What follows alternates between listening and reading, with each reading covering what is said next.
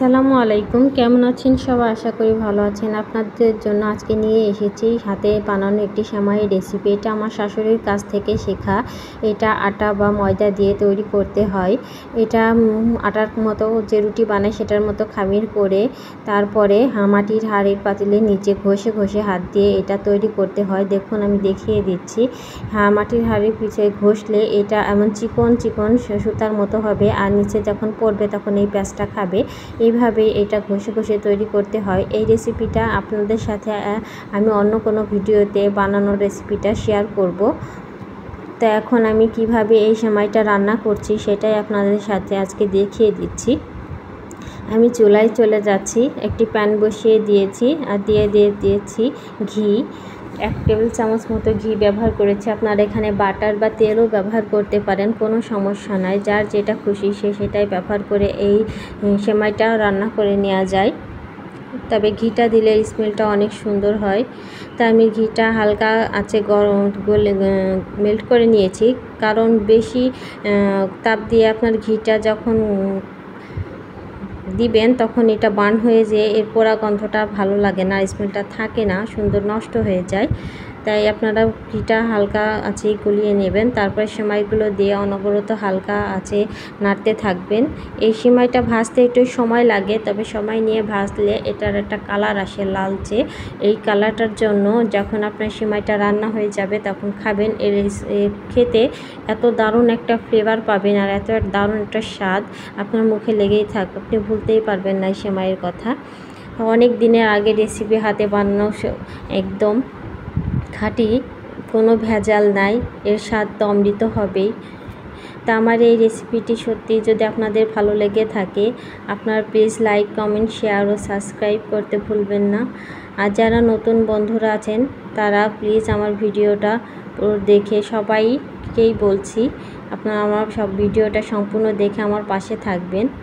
পুরনো যারা আছেন তারা তো আমাকে সাবস্ক্রাইব করেই দিয়েছেন, আর যারা নতুন বন্ধুরা আছেন প্লিজ আমার চ্যানেলটিকে সাবস্ক্রাইব করে আমার সাথে থাকবেন। তো দেখুন আমি দেখিয়ে দিচ্ছি কিভাবে সেমাইটা ভাজতে হবে। এরকম লালচে হয়ে আসলে সেমাইটা ভাজা হয়ে যাবে, আর বেশি ভাজবো না, এরকম করেই ভেজে নেবেন। আপনারা খেয়াল করবেন যাতে ভাজতে ভাজতে সেমাইটা যেন পুড়ে না যায়, তাহলে একটা কালচে ভাব চলে আসবে সেমাইয়ের মধ্যে, তখন ভালো লাগবে না। এখানে আমি 1 লিটার দুধ নিয়েছিলাম, সেটা জাল করে আমি 3 পাও করে নিয়েছি, মানে 3 গ্লাসের মতো করে নিয়েছি প্রায়। এটা তো মাপা নেই, আন্দাজেই বললাম। আমি একটু ঘন করে নিয়েছি। তারপরে আমি দুধগুলো সম্পূর্ণ দিয়ে দিলাম সেমাইয়ের ভিতরে। এবার আমি ঢাকনা দিয়ে ঢেকে রান্না করে নিব সেমাইগুলোকে। তার আগে আমি এর মধ্যে দিয়ে দিচ্ছি 2টা দারচিনি, 2টা এলাচ আর সামান্য একটু লবণ। মিষ্টি খাবারে আমি একটু লবণ ব্যবহার করি, তাহলে এর ব্যালেন্সটা অনেক সুন্দর হয়। দেখুন ঢাকনা দিয়ে ঢেকে কিছুক্ষণ আস্তে চালে আমি সেমাইটা রান্না করে নিয়েছি। সেমাইটা সিদ্ধ হয়ে গিয়েছে। এই পর্যায়ে আমি 1/2 কাপের থেকেও কম আমি চিনিটা ব্যবহার করেছি, কারণ এর সাথে আমি আরও কিছু ব্যবহার করব উপকরণ, সেটা আপনাদেরকে দেখিয়ে দিচ্ছি। চিনিটা গলে গেলে এখন আমি এর মধ্যে দিয়ে দিব গুঁড়া দুধ। গুঁড়া দুধটাও আমি চিনি আর গুঁড়া দুধটা একই পরিমাণে ব্যবহার করেছি। দেখুন গুঁড়া দুধটা দিলে এই দুধের সেমাইটার ভিতরে একটা ক্রিমি ভাব আসে, এটা খেতে অসাধারণ লাগে তখন। আর এর সাথে আমি এখনও আরও কিছু অ্যাড করব, সেটা দুধটাকে দিয়ে একটু কিছুক্ষণ জাল করে নিচ্ছি। দেখুন এই যে ফুটছে, এই ফুটা অবস্থায় একটু জাল করে নিলে দুধটার মধ্যে একটু ঘন ভাব চলে আসে, তখন আমি এর মধ্যে দিয়ে দিচ্ছি কেওড়া জল। এটা গোলাপ জল। এটা অল্প, মানে 1/2 চামচ মতো দিয়েছি। এটা ফ্লেভারটা অনেক সুন্দর হয়। আর তার সাথে 1 চামচ ড্যানিশ দিয়ে দিচ্ছি।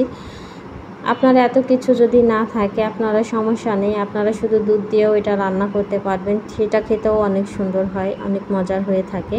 আর হয়ে আসার কিছুক্ষণ আগেই আমি এই এলাচ যে দিয়েছিলাম, দারচিনি, এগুলো উঠিয়ে নিচ্ছি। তা আমার রান্নাটা হয়ে গিয়েছে। একটু দুধ রেখেই আপনারা নামাবেন, তা না হলে সব সেমাইয়ের ক্ষেত্রেই দুধটা চুষে নেয়, এটার ক্ষেত্রেও একই রকম, ব্যতিক্রম নয়। তা আমি এটাকে সাজিয়ে নিচ্ছি কিশমিশ দিয়ে। দেখুন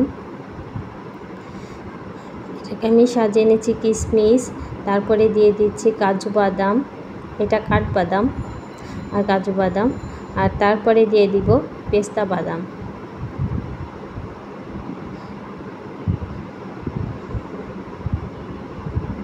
এই যে সেমাইটা আমার সাজিয়ে নেওয়া হয়ে গিয়েছে, পরিবেশন করে দেখাচ্ছি আপনাদেরকে। দেখুন কতটা লোভনীয় দেখাচ্ছে।